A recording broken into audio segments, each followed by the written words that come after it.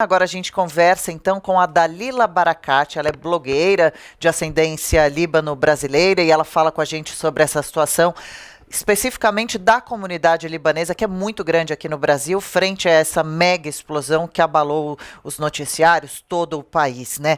Tudo bem, Dalila? Dentro do possível, é claro, né? Bem-vinda, obrigada por conversar com a gente aqui na Jovem Pan. Oi, Adriana, bom dia. Eu que agradeço o convite, falar em nome da comunidade. É realmente muito triste o que está acontecendo. Na verdade, vale dizer um pouquinho sobre o que está acontecendo no Líbano já há um ano. Nós começamos uma revolução libanesa em outubro de 2019, mais precisamente, porque estava um caos econômico, não tinha luz, não tem sanidade, não tem energia elétrica, e não tem trabalho, eles não produzem produtos lá, não é fabricado produtos lá, é tudo importado. Então, assim, a situação já estava bem difícil, e aí começaram a revolução foi pacífica. Eu sou blogueira, como você mencionou, e eu levo clientes, eu levo seguidores para o Líbano, e eu avisei da situação, e mesmo assim optaram por ir. Então tem seguidores, clientes que foram no Líbano durante a revolução, estava super pacífica, eles participaram da revolução, então a situação estava triste, mas segura, na medida do possível. A gente conseguiu destituir o primeiro-ministro, mas não destituímos o presidente e todos os outros políticos, porque a vontade dos libaneses que estão lá é que todos saiam, é que mude por completo. E isso está muito difícil. E agora, como que um presente de aniversário de um ano de revolução, somado à pandemia, dizem que já faz 6 anos que tinha esse navio com nitrato, que é um nitrato de amônia, né, que é altamente explosivo. Já faz, algumas pessoas disseram que faz 6 anos, outros há 10 anos. E que estava esquecido, negligenciado ali. Há 6 meses, parece que houve um decreto para retirarem isso, para se livrarem disso de alguma forma, e ainda continuaram negligenciando. E aí, agora, somado a esse calor do alto verão, houve a tal explosão. Essa é uma das teorias. E dentro de algumas poucas horas vai sair um pronunciamento mais oficial depois de pesquisas, eles pediram 48 horas, mas o caminho do ministro do interior foi desse navio de nitrato de amônia, e ao lado estava um depósito de fogos de artifício. Isso fez com que se somasse o resultado e o alcance da explosão. Nossa casa... Nossos familiares ficam numa cidade que a gente chama Brasil, um pedaço do Brasil no Líbano, que chama Sultan, onde todo mundo fala português, todos os habitantes. E lá deu para ouvir o barulho, a gente está a 60 quilômetros aproximadamente, deu para ouvir o barulho, 2 horas depois chegou a fumaça, pessoas estão bastante assustadas, tristes, já cansadas, já há um ano sofrendo com o governo atual, e com a situação econômica, eles não conseguem sacar dinheiro do banco, está todo mundo sem dinheiro, sem como comer, não tem, os principais produtos não estão mais no mercado, a situação está assim caótica, mas assim, ao mesmo tempo, o libanês é muito confiante, e ele está, é como se o nosso histórico é de cair, levantar, a gente fala que o libanês é uma fênix, o Líbano é uma fênix que se reergue, então, ao mesmo tempo que estamos tristes e assustados, a gente está já, de certa forma, habituado a ter esse tipo de susto e de se reerguer. Sim, a torcida é para que isso aconteça, infelizmente, mais uma vez, firme e forte, né, que ultrapassem mais essa tragédia, né, possam voltar a ter uma vida e ainda a gente espera que melhor do que a que já era, que não era boa, como você está contando aí pra gente, nem econômica, nem politicamente falando. Agora, Dalila, a comunidade libanesa é muito grande no Brasil. Existem canais de comunicação que mantêm essas pessoas em contato? Como elas estão abaladas, mas se ajudando com relação ao apoio financeiro e também moral?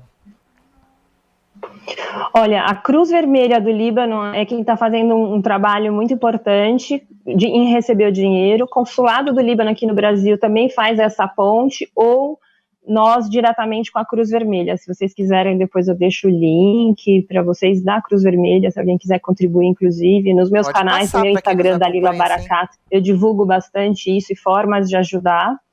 E a comunidade se comunica através do consulado, a comunidade muçulmana através das mesquitas e a comunidade cristã através dos clubes. Ok. Principalmente, mas assim, todos se conhecem, apesar de ser enorme a nossa comunidade, todo mundo se conversa e se apoia, independente da religião. Sim. Os brasileiros, a propósito, não tem, eu já ouvi questionamento se tinha alguma coisa a ver com a região, e não tem absolutamente nada a ver, mas pode ter questões políticas aí, muito provavelmente. Tem umas teorias de que viram mísseis caindo nesse galpão, que ainda não foi comprovado, mas existe essa hipótese, e esse é o nosso maior medo, que seja um ataque externo. Claro, esse é o nosso maior receio. Pode desencadear novas brigas, né, muito grandes e violentas. Existe também a suspeita de que o local era armazém de armas do Hezbollah também. Existe a tensão histórica com o Hezbollah do Líbano, né? E o grupo político radical. Agora, os brasileiros costumam viajar muito ao Líbano a passeio. Você disse que organiza algumas viagens. Beirute é um dos principais destinos. Quais as atividades turísticas por lá? Como deve ficar agora? Lembrando que a gente ainda está vivendo o problemão da pandemia, hein? Pois é um país incrível, maravilhoso, sempre foi o queridinho do Oriente Médio, então os próprios habitantes do Oriente Médio gostam de ir muito ao Líbano no verão, para curtir o verão, porque lá é mais moderno, então as pessoas frequentam praia, frequentam a noite, que é muito animada, muito badalada. Então todo o pessoal do Golfo, dos próprios países vizinhos, Jordânia, Síria, visitam muito o Líbano, e os brasileiros cada vez mais têm descoberto o Líbano como destino. Acho que já foram aos lugares mais turísticos, mais comuns, e agora querem umas opções mais exóticas. Então o Líbano tem atraído cada vez mais, e claro, com as divulgações que as pessoas fazem, né, mostram o quanto é seguro, quando está seguro, quanto é alegre, animado, quanto é receptivo. O libanês parece muito com o brasileiro, é muito alegre, é muito receptivo, muito hospitaleiro. E o brasileiro se identifica ainda também porque tem a cultura libanesa impregnada aqui através da esfirra, do quibe, da música, das novelas. Então é uma cultura familiarizada já, né? Então o brasileiro, mesmo sem parente lá, eles vão e se sentem em casa. E Beirute, que legal. Beirute é uma cidade pequenininha. O que essas comunidades que se conversam através dos canais de comunicação têm dito com relação a esse atentado? O que estão pensando com relação a isso? Vai ser possível se reconstruir num curto período de tempo? Vai demorar muito? Qual é a principal preocupação no momento? Olha, Adriana, esse bairro é um dos bairros mais importantes. É o único porto que a gente tem no Líbano. A gente tem um único aeroporto também. Tá. E como eu disse, não é produzido nada no Líbano, tudo vem de fora. Então isso já prejudica mais ainda, potencializa o estado que estava, né? Sim. E ainda os principais bairros de Beirute foram afetados, que estão ali ao redor, que é Downtown, que é a Sharafig, são os bairros mais nobres, onde tinham lojas famosas de estilistas super renomados, como Zuhair Murad, internacionalmente conhecido. Ele tinha um edifício enorme, foi totalmente destruído. O Hotel Fenícia, que é super icônico, tem centenas de anos já, fica bem em frente onde aconteceu. Ele não caiu, não foi totalmente destruído, mas foi bastante afetado. Então, os hospitais já estavam cheios por causa do coronavírus e agora estão mais cheios ainda. Então, assim, a nossa esperança é que haja ajuda externa. Claro, a ajuda externa vai ser essencial nesse momento. E Dalila, dessa vez. Sim. Existe essa preocupação de que o país sozinho não tem condições, né, principalmente financeiras, de se reerguer. Então, essa ajuda internacional vai ser muito precisa nesse momento. E aí a gente, enquanto conversa, acompanha imagens da explosão, que foi fortíssima. Essa nuvem precede a grande explosão, se eu não me engano. né? Daqui a pouquinho aí tá então a Foi. mega explosão muito destruidora, e eu tenho informações de que essa fumaça também ela é tóxica, né? Por se tratar de um produto químico, nitrato de amônio, que ela chegou a quilômetros de distância, que também traz esse prejuízo respiratório, né? Então agora fica aí toda essa preocupação, a comunidade tentando se ajudar para tentar se reerguer mais uma vez dessa tragédia, e a dúvida, né, de ter sido realmente um acidente, uma falha no armazenamento de um produto tão explosivo ou mais quanto a dinamite, ou se pode ter se tratado de uma explosão proposital, de um ataque terrorista, que se aconteceu deve, segundo especialistas, ser reivindicado, assumido pelos responsáveis em breve, nessas próximas horas. A gente segue de olho. Então, qual a principal religião por lá, no Líbano, Dalila? E de qual forma, nesse sentido, as pessoas estão se apoiando? Existem tensões muito grandes com inimigos, conflitos que vinham sendo comentados nesses últimos tempos?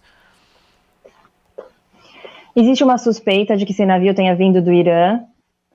E se você prestar atenção nas imagens, dá para perceber algo entrando nesse lugar, vindo de fora. Não dá para afirmar de onde vem. Claro que há suspeitas, mas a gente não pode afirmar ainda. A religião é um país laico.